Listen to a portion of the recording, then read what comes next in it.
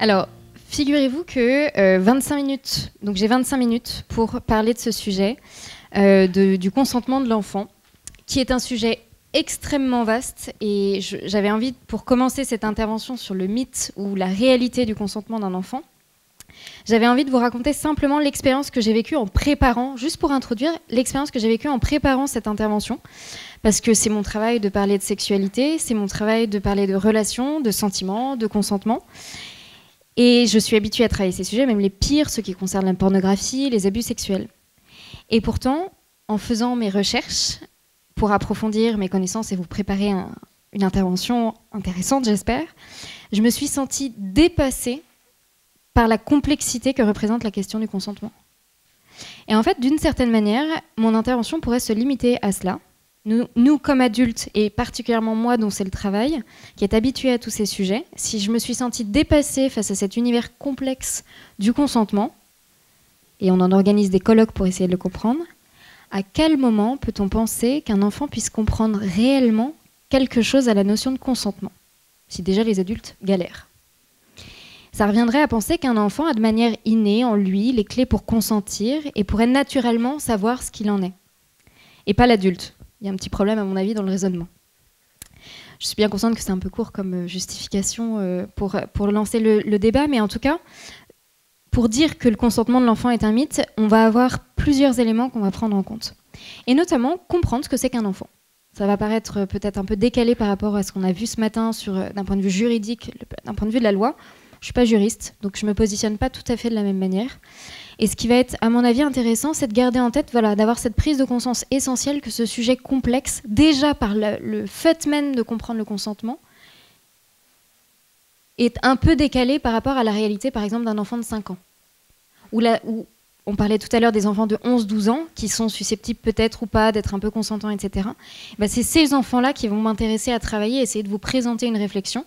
Je ne dis pas que j'ai réponse à tout, mais en tout cas, j'espère que mon avis pourra étayer un peu la discussion. Donc, d'un point de vue juridique, on l'a dit, le consentement, c'est un accord libre et éclairé, et présumé acquis quand il n'y a pas de violence contrainte. Les prérequis d'un consentement, donc être libre, avoir une intelligence qui peut comprendre ce qui se joue et pas de violence. On sait aussi que dans les plaintes, un autre critère permettant de prouver l'absence de consentement et c'est de prouver le phénomène de surprise lors des événements. Et je reviendrai dessus parce que ce point est fondamental pour la compréhension du consentement chez un enfant.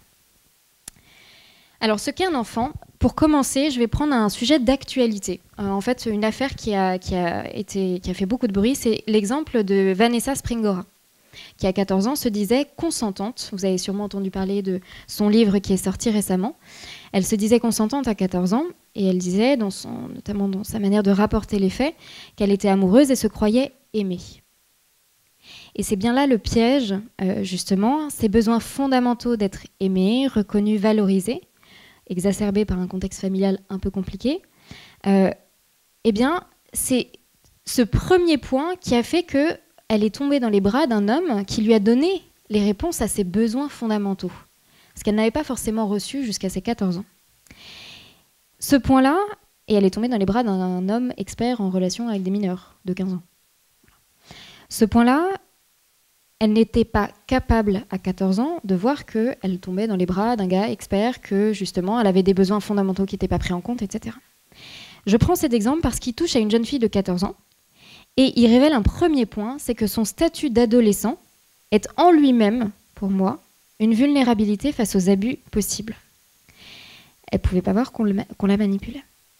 Et donc, je vais reprendre 2 étapes de l'enfance avant de parler de l'adolescence, parce qu'il y a plusieurs étapes où on peut justement se poser la question du consentement et des facultés dont on a besoin pour consentir véritablement. Et la première qui me semblait intéressante, c'est le nom qui commence à se mettre en place dans la vie d'un enfant vers les âges de 1 an et demi, 2 ans. Vous voyez, le premier nom qu'on pose est hyper intéressant parce que c'est l'enfant qui se rend compte de sa capacité d'affirmation face aux autres. Il se perçoit différent, il peut s'opposer.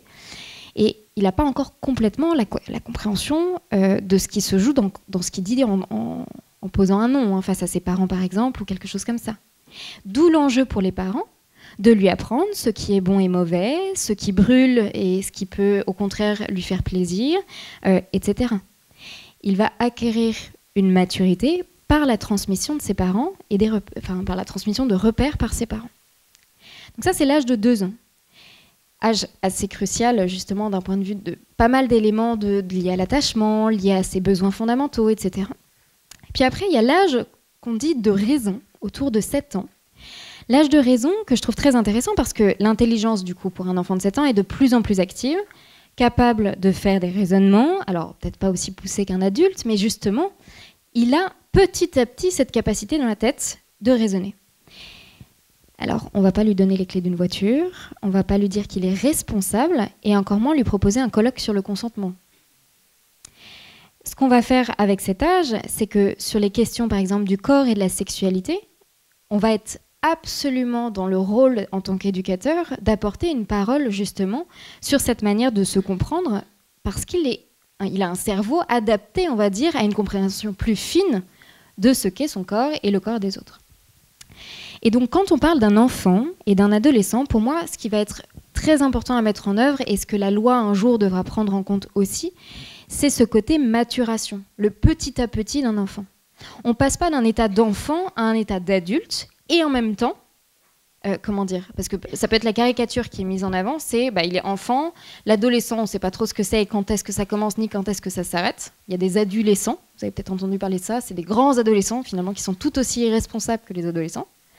Et ce qui est intéressant, c'est que cette maturation, la notion de maturité, c'est le plein épanouissement de toutes les dimensions d'une personne, physique, affective, intellectuelle et spirituelle. Et donc, on passe de l'enfance à l'âge adulte par gradualité. Ce pas des étapes marquées comme ça d'un coup, où on va se dire « Ok, c'est bon, je suis mature d'un point de vue physique ». Le corps physique devient, à la fin de la puberté réelle, est autour de 25 ans, tout comme la maturation du cerveau.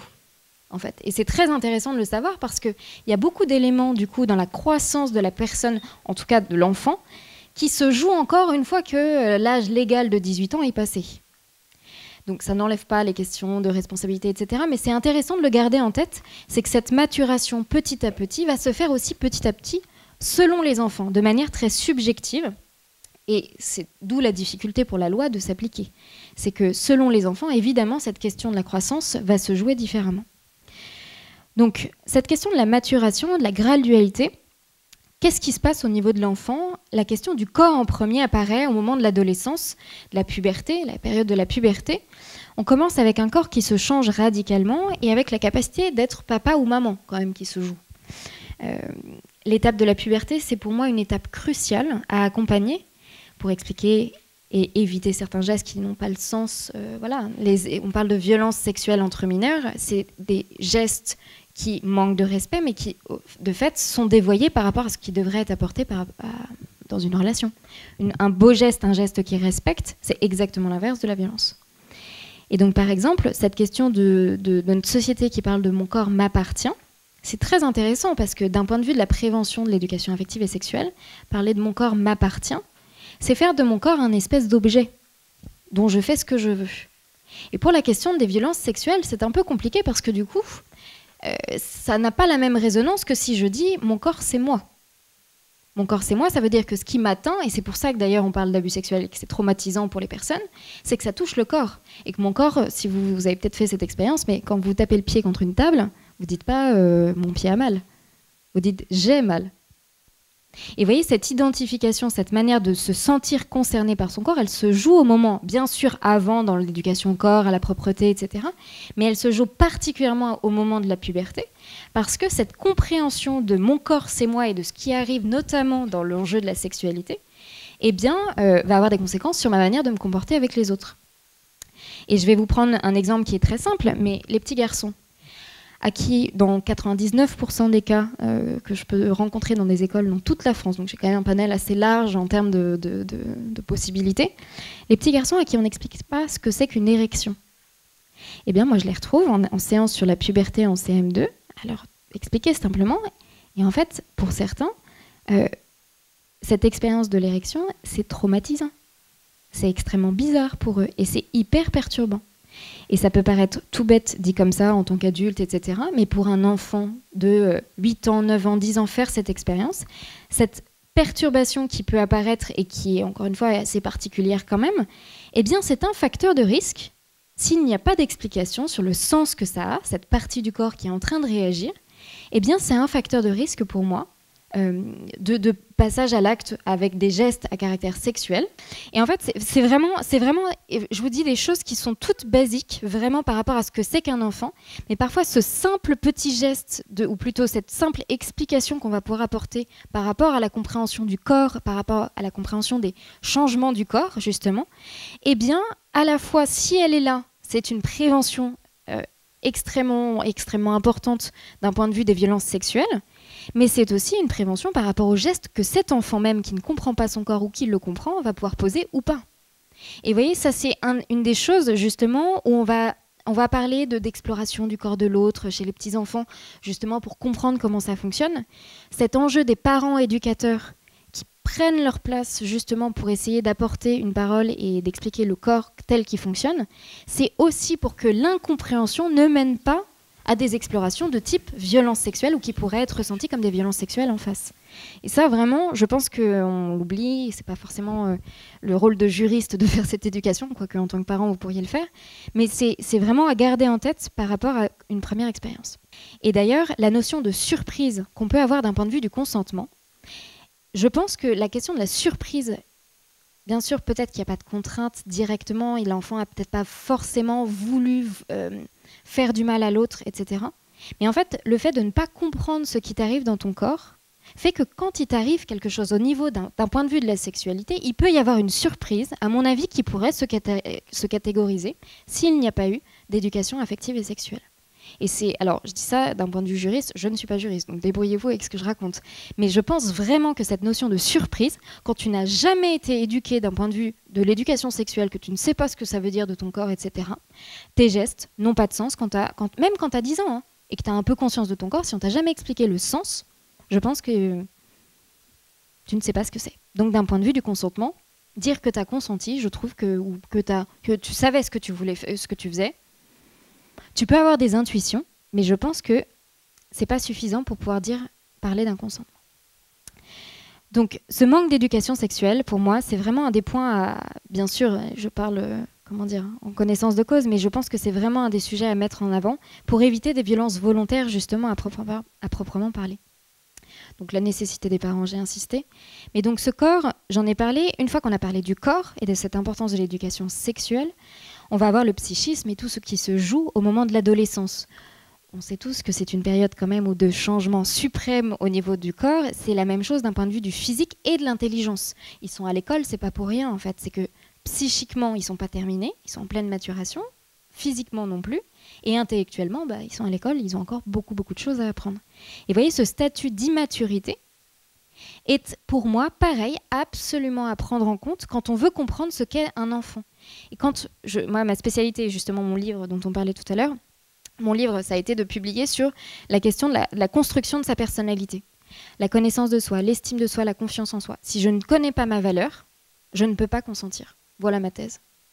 Si je ne sais pas qui je suis, si je ne connais pas ma valeur et profondément que je suis un trésor, tel que je suis, que j'ai conscience du coup que je mérite le respect, je ne peux pas véritablement consentir à ce qu'on me fait.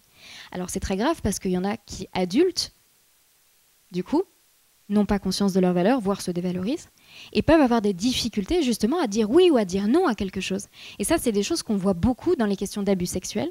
Là, le sujet, c'est les jeunes, mais c'est d'autant plus important sur les jeunes parce qu'il y a zéro structure et la plupart du temps, il n'y a pas grand-chose sur ces sujets d'affectivité. Donc vraiment, un des points importants à garder en tête, la base d'une personnalité, c'est ce regard que je vais porter sur moi. L'estime de soi, c'est le regard bienveillant qu'on porte sur soi. Regard bienveillant, ça veut dire je m'accepte moi-même tel que je suis. Et comme j'ai conscience de ma valeur, je vais pouvoir ensuite me positionner vis-à-vis des autres en sachant dire oui et en sachant dire non si besoin. C'est pas magique, hein, ça met pas sous cloche, ça protège pas des problèmes, mais quand même, c'est une des étapes, à mon avis, qui est largement oubliée dans l'éducation affective, relationnelle et sexuelle, dans l'éducation de manière générale.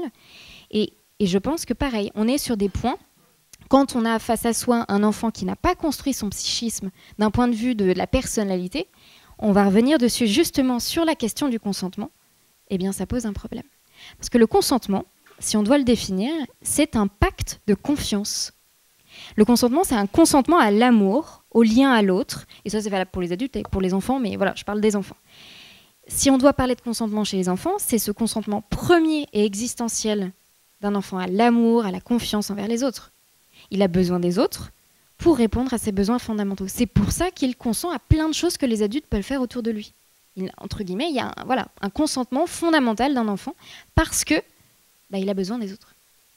Dans ce contexte, et je reprends un livre qui va vous servir si vous voulez creuser ce sujet du consentement que j'aurai jamais le temps de développer plus que ça, eh bien, dans ce contexte, je reprends la phrase de Clotilde Leguil, qui est philosophe et psychanalyste, dans son livre « Céder n'est pas consentir », qui est une excellente référence vraiment sur le sujet. L'abus, c'est toujours une trahison du consentement. Et ça, c'est, à mon avis, aussi à prendre en perspective pour un enfant. L'abus, c'est toujours une trahison du consentement parce qu'il y a la notion de confiance qui a été donnée. Bien sûr qu'il y a une part d'énigme à la question de l'abus. À la question du consentement, pardon. Dans le consentement, tu dis oui quand tu es adulte à des choses, tu mesures pas forcément complètement les conséquences, mais tu es capable d'assumer le risque que tu prends et les conséquences que ça peut donner. Et puis surtout, d'une certaine manière, la conséquence, on va dire, du consentement, c'est que tu te sens plus vivant. Tu choisis quelque chose qui t'aide à devenir plus toi-même, d'une certaine manière, ou qui te développe, ou qui te donne de la joie, etc. Dans la question de l'abus, c'est pas trop la question qui est en jeu. Voyez. Et justement, le résultat qui se passe, c'est souvent le dégoût, c'est souvent justement la dissociation, tout le syndrome post-traumatique qui se découle, est toujours très intéressant à analyser par rapport au oui qui a peut-être été donné, mais en même temps, d'un point de vue des conséquences, on voit bien qu'il peut y avoir des problèmes. Donc l'enfant espère l'amour, il espère la confiance, il se laisse faire, et d'une certaine manière, on le trahit dans la manière de faire.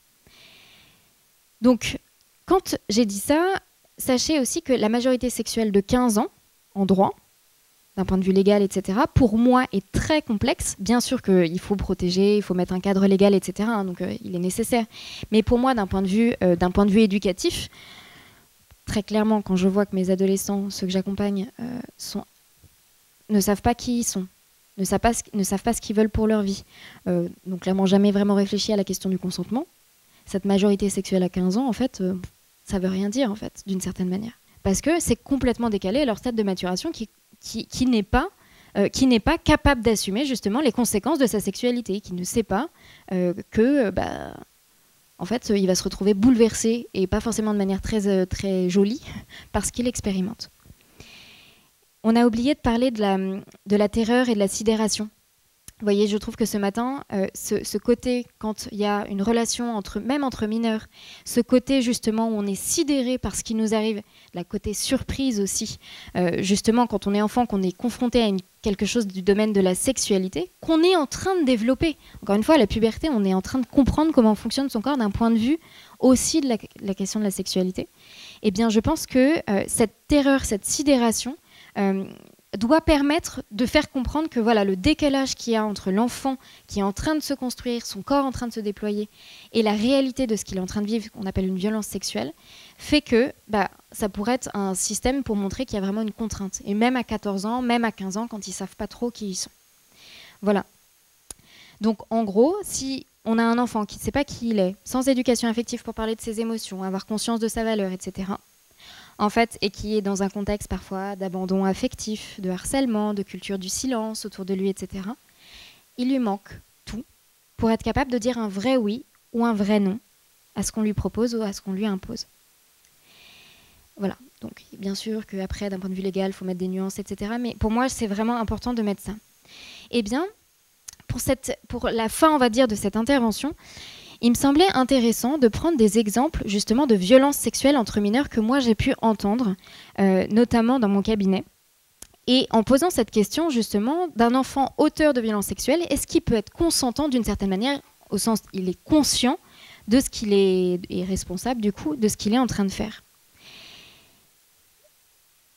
Je voudrais rappeler une donnée d'abord fondamentale qu'on a dit ce matin, mais je vais appuyer dessus. Le premier facteur de risque de subir des violences sexuelles, c'est d'en avoir déjà vécu.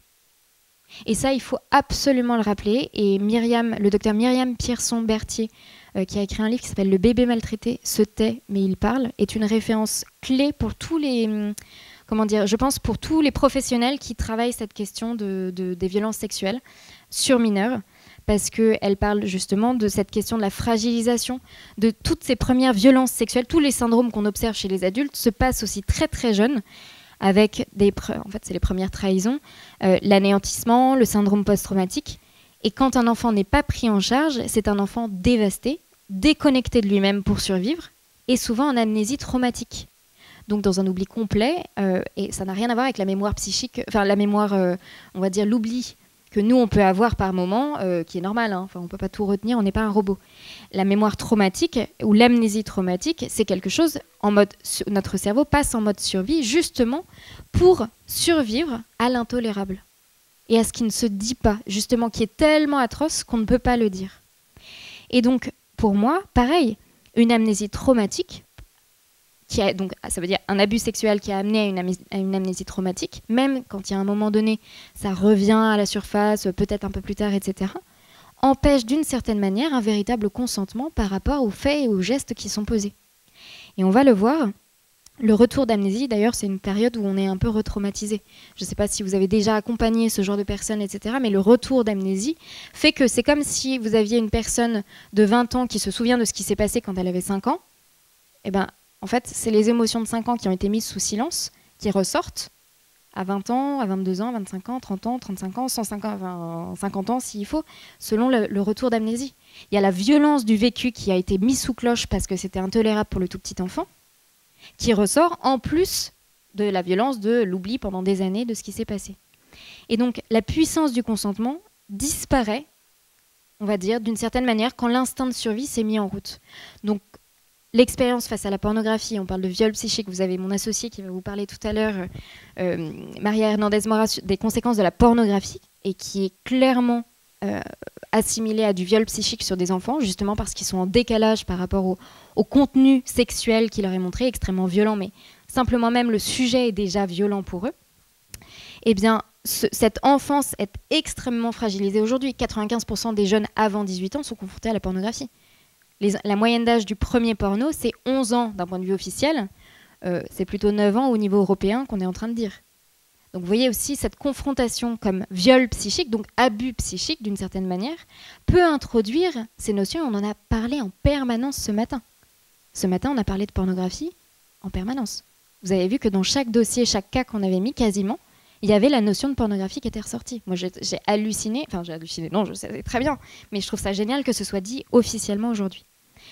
Donc le premier facteur de risque de subir des violences sexuelles, c'est d'en avoir déjà subi, et ça, il faut le garder en tête quand vous avez un enfant face à vous.